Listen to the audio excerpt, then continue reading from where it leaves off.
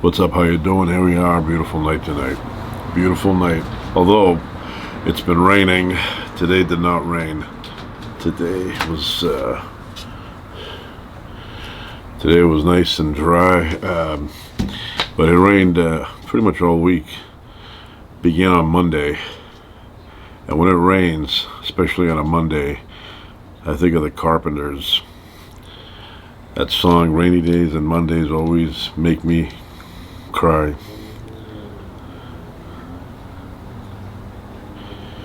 That was a good band, if you want to call it a duo. But I love the Carpenters.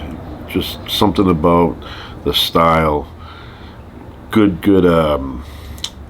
quality work.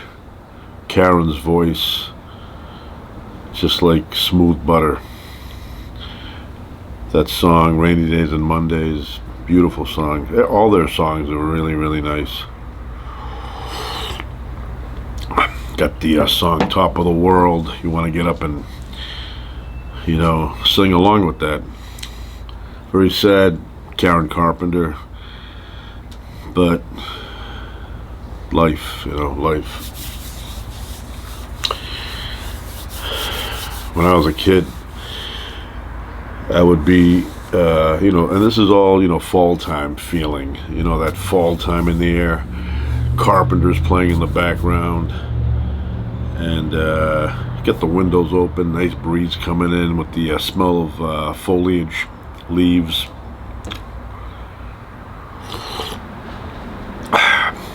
Harry Chapin is like that for me. Has this song, "Sunday Morning Sunshine."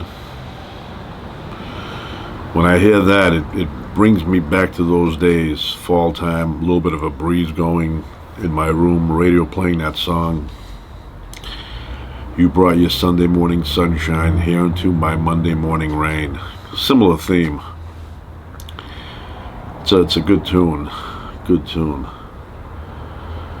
But the Carpenters,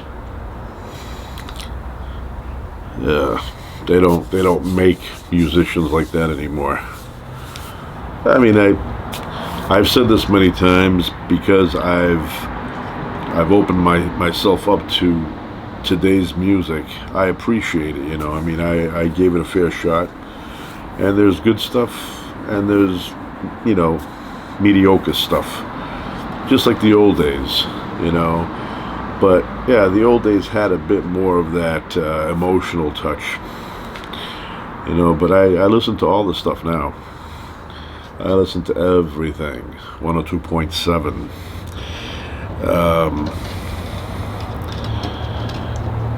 It's like that's the difference. Basically, the melodies were a little bit more developed back then. Now they're still good. There's a lot of singers out there. Very, very talented, good writers. I will say the difference nowadays is when you look at a song written by, you will see 6 or 7 people associated with the writing credits. Where in the past, majority of the time, 1 or 2 people, that was it. Sometimes you had a combination of words and music, both people helping, and then you had other times where one would write all the lyrics and the other one write the melody, the music. Bernie Taupin, Elton John, Bono, U2. But now when you see hit songs, it's like everybody in that family is on the credits. So I don't know.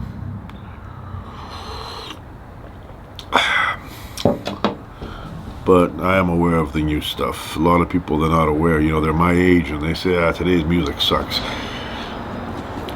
Not really, There's some good stuff out there. Some good stuff. So this week, other than today was clear, blue skies, but I hear that there's another storm coming. It's like on its way.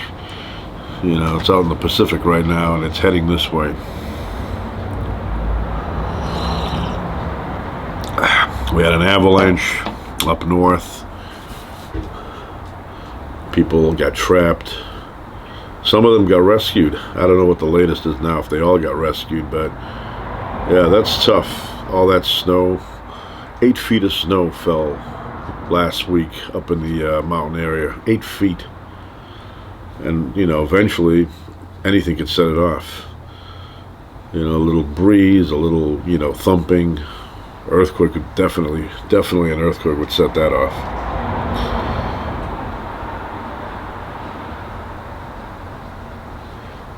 We sit here as time slowly goes by. Every second adds to a minute, minutes into hours, hours into days, days into weeks, weeks into months, months into years. We go into decades, and it feels fast. You're like, oh, where'd that go? When you videotape, though, and then you go back and look at all that stuff, you go, yeah, it's a lot of time went by, a lot of time. But when you don't videotape, you don't remember every detail, so it feels faster.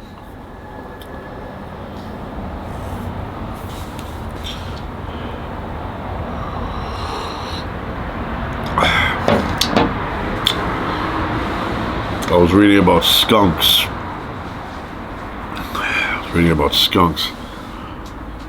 So the chemical that they release is a sulfur derivative, or it's a sulfur, thiols,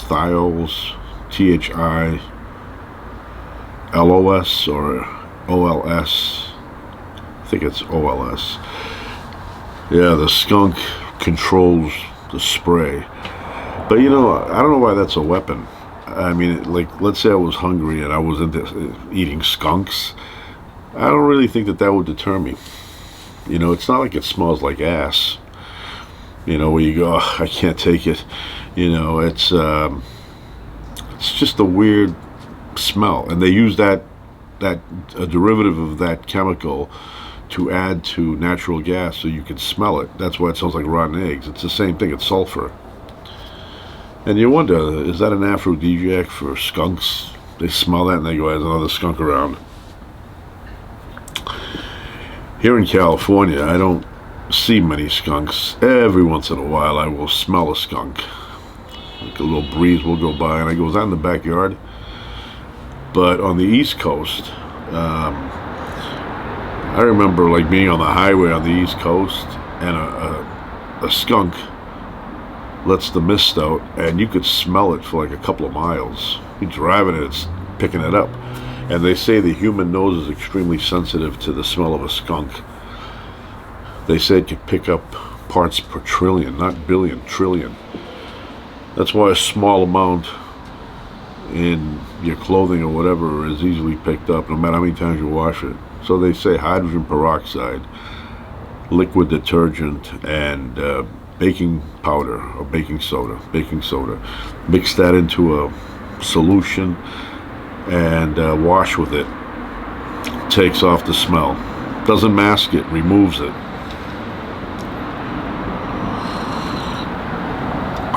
When I was a kid, they took us to the Science Museum, and they brought out a live skunk, but they removed the glands. And even though they washed it, they said, yeah, this skunk's been washed a lot of times. It does not contain the glands anymore, so it does not have the ability to spray you. I could still smell it. It still had that skunk smell. Yeah, it's a weird animal, I don't know. But the other day a raccoon was out here. I came out here and a big raccoon was hanging out right here. And it saw me and it wouldn't leave.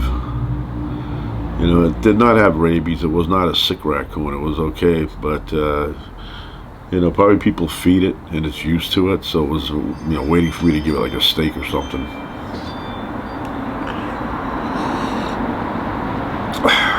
Delicious. What else? Like I said, rain. I always remember that little girl, little Audrey. There's a cartoon when I was a kid. I watched these cartoons, I was big into the cartoons. And little Audrey wanted to play, and it was raining.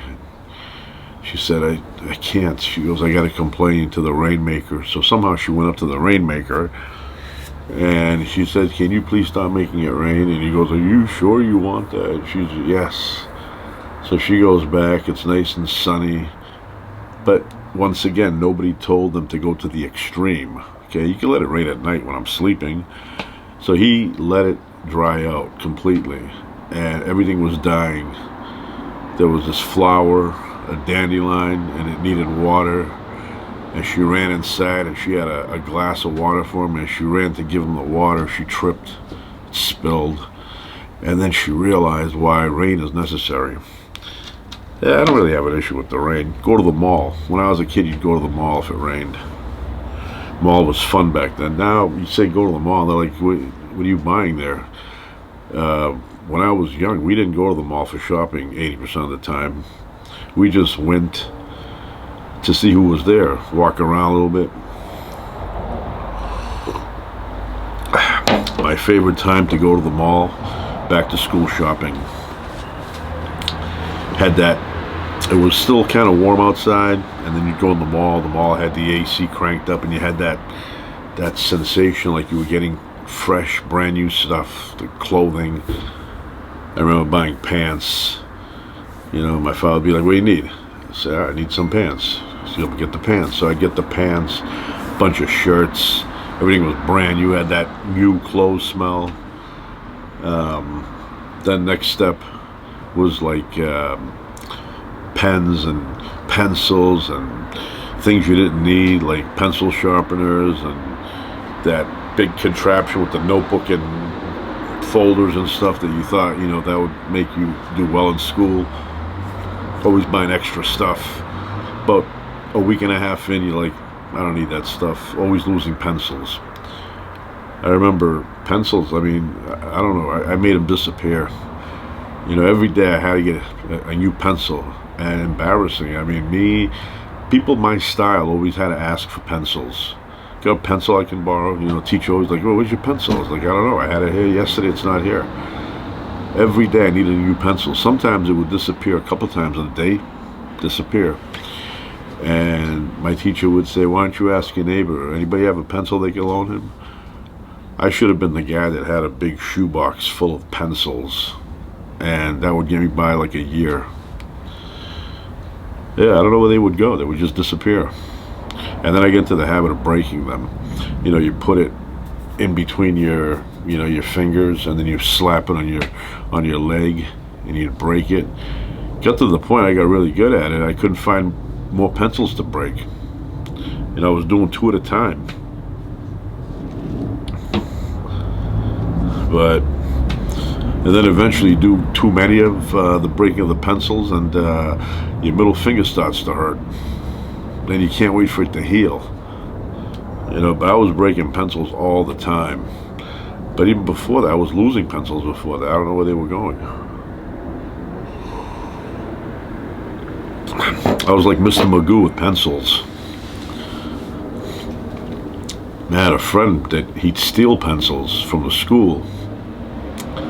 Yeah, just used his first name, Robert. One time my school had a big supply of pencils, and all of a sudden they were gone. And my teacher said, "You know, we don't know what happened to the pencils. The stock room is empty from the pencils." And I said, "Oh, I think I have an idea where they went." And then they got a hint. Somebody gave a hint. And his locker was next to mine. So they came up to him when he was at his locker, and they said, "Open that up." This was like 6th grade, so you didn't know about your rights back then. So he opens it up, and all the way, it was a tall locker, all the way from the bottom, all the way to like maybe 2/3 of the way up, there were pencil boxes, these big boxes. Each box had like, you know, like 5 dozen pencils inside. And he had it all the way from the bottom to the 2/3 section of the locker. And I was looking at him, and I go, "You're the guy taking all the pencils, Mr. Quiet Man?" Yeah, he was very quiet, kept to himself. In the meantime, he was stealing the pencils. I'll tell you a funny thing. Today, fast forward to today, he's a minister.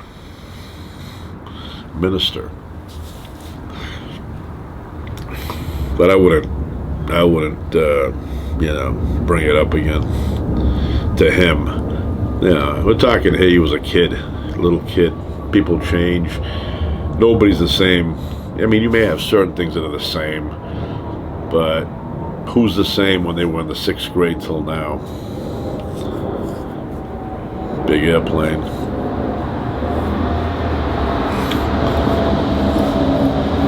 Yeah, he always liked these, things, pencils, notebooks, paper clips. Always had a lot of that stuff. And he always had a flannel shirt. I remember he had a flannel shirt, and it was always like halfway down his neck, in the back, halfway down his back. But he was a good kid. He just liked pencils.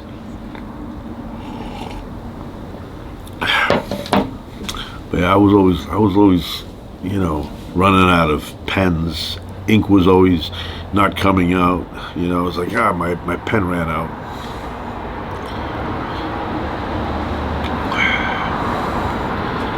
Beautiful memories, beautiful days back then. I think about them sometimes and I go, wow, how did we end up old? Back then you were like, 10, 12, 13 years old. And you're like, I can't wait to be 16, drive. Okay, you get there, and then you're like, I can't wait to be 18. And you get there, then you're like, I can't wait 21. Then you get to that, and you're like, okay, slow down. When I was going to turn 24, I had a really hard time with 24. I don't know why my brain, thought it was like a huge number. I was like, wait a minute, I'm 24.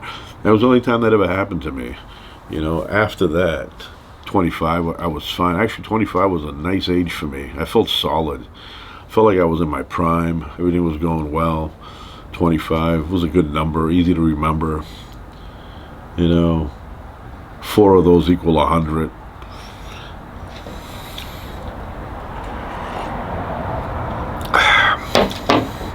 Well, time goes by. You're here. You're in kindergarten 1 minute. And then years and years go by, and then you look and you think about it, and you're like, wait a minute, kindergarten, and you think about it, it was like yesterday. Not quite like yesterday, but you know what I mean.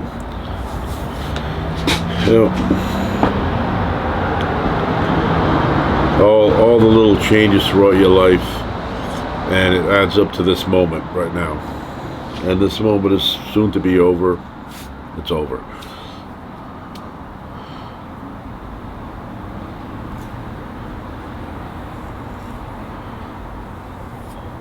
Very quiet. Occasionally you hear somebody walking by. Years ago, I'd get up early, like on a Sunday or something, and I would look out the window, and I'd see these Korean ladies walking, like older ladies, like, 70 plus, and they were dressed in their nice clothes, and nice pocketbooks, and they were going somewhere, One time I got up early, I wanted to do a video in my neighborhood, but I didn't want people in it. I wanted it to be like just me walking around.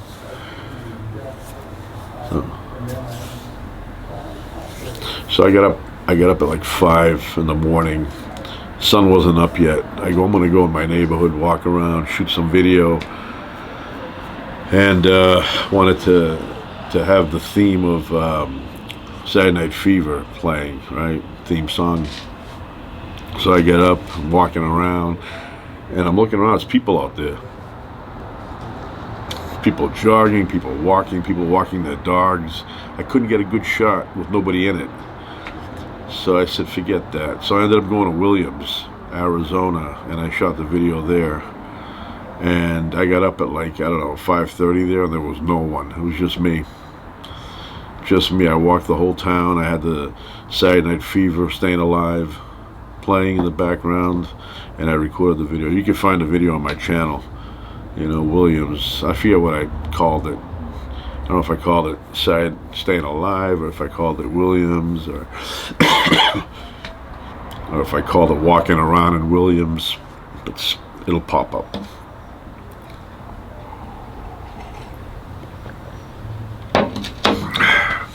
I remember when I was, how old was I? 12, 13. got into Charles Atlas, like these little old-fashioned things, Leave It to Beaver, Charles Atlas. So I remember I got a comic book. There was a pharmacy in my neighborhood that sold comic books. So I went in there. The old guy did not like people going in there and looking at magazines without paying first for them. So he would always yell out, "Hey, it's not a library here." I go, "Yeah, I'm going to get this." So I got it, and then I went and I would go to the little ads in the back, and one of them was Charles Atlas. I don't even think he advertises anymore. I think that's done. So I said, I'm going to get that course. And I always remember that because I had just gotten the idea, I'm going to start working out here. And so I went and I sent a letter, please send me information. And they sent me back, I think it was like $110 or something like that. It was expensive. I go, I can't. What am I going to do? Knock off a 7-Eleven, get the money? So I ignored it, and it kept coming back. Every time it would come back, it would be $10 less, $10 less. Now one day, I get a special offer envelope, Charles Atlas, special offer, and they make it look like he's sending it to you, even though he's been dead for years, right? And I open it up, and it says, one time only offer, $10. I said, $10? I have $10. That is dictionary, big thick dictionary, you know, one of those big heavy ones. And in the middle, I had my secret stash of money, and I had a $10 bill in there. So I took the 10, I went to my neighbor, I said, hey, I don't want to go to my father, I want to keep the stuff secret. I don't want to say, hey, what are you buying? So I went to my neighbor, I said, I give you $10, write me a check, Charles Atlas. He's like, Charles Atlas? Oh, I know. So anyway, he wrote the check. About 2 weeks later, snail mail, big manila envelope shows up in my name. And I open it up, and it's the entire course. And it was kind of cheesy. It wasn't in a book form. It was like they Xeroxed, you know, a couple of hundred sheets of paper and divided it into like 12 months for each lesson. And they stapled it. That's what I had. That's what they sent me. Not even a book. You know, it was like really old-fashioned. It was like something the 50s people would find fascinating. So I went up my attic. You know, I had a decent attic, had rugs up there and all. And I started working out the Charles Atlas way. And I did that for a long time. It's all dynamic tension, muscle against muscle, you know, pushing, you know, that kind of stuff. Calisthenics, sit-ups, push-ups, no weights. So you can do it anywhere. You know, he's like, making the muscles grow. So then I was, this is like a year later now, I'm visiting a bookstore, and I see a dude, that guy looks in good shape. And there were, you know, on the cover there were people like lifting weights and stuff. I go, check this out. And it was in the discount section of the bookstore. It was like $2, the whole book. And it was a book form. And each lesson had a little inspirational, you know, paragraph by the author. So I bought it, started using that, doing a little bit of weights and stuff. And the guy that you know, was behind the book was a guy named Joe Bonomo. And he was a Turkish immigrant. In the early 1900s, his family came to New York, and they started a business in Coney Island selling Turkish taffy, Bonomo. And so I got into Charles Atlas first, did that for a while, and then I got into Joe Bonomo, you know, and then from there, you know, the other, like Joe Weider stuff, and you get the magazine Muscle and Fitness, and, you know, on and on and on and on and on and on. Then you realize that, you know, weightlifting, now I wasn't bodybuilding, but, you know, lifting weights is good, but you don't want to overdo it. Screw up your joints later on in life, and it's just like, you know, big headache. But weight resistance training is good, but not to the extreme. Like Ronnie Coleman, he went to the extreme.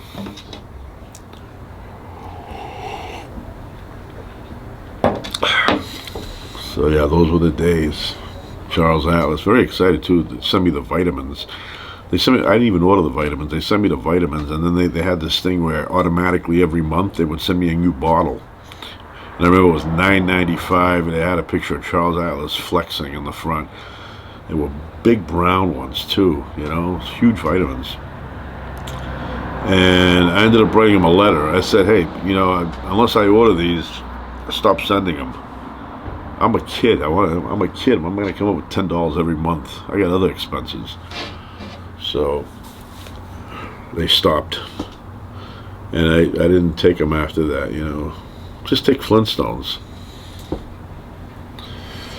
But, yeah. I didn't know if he was dead or alive when they sent me that back then. I know now that he was dead, but, when I found out that he was not alive, it was a little bit, sad. I said, oh, he's not alive. Thought I would meet him one day and say, Rocky Marciano took Charles Atlas course many years ago. I guess in the 50s,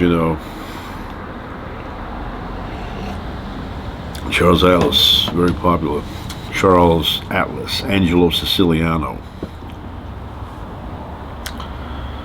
And you can see him now. Go on YouTube and check out. They have these little mini, episodes of Charles Atlas, the world's most perfectly developed man. I don't know. I mean, he was in good shape. If you look at pictures of him back when he was in his 20s and 30s, decent shape. But they didn't know much about that kind of stuff back then. They were, winging it. Now it's really sophisticated, but back then, they knew basic stuff.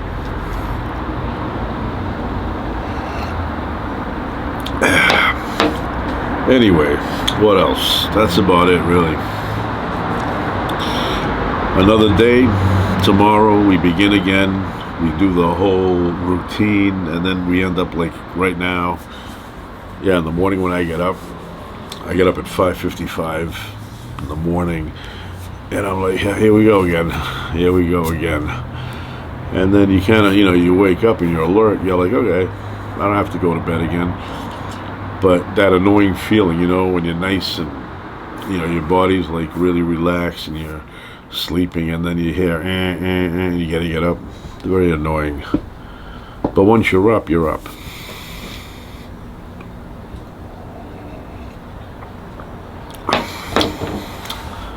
So, that's it.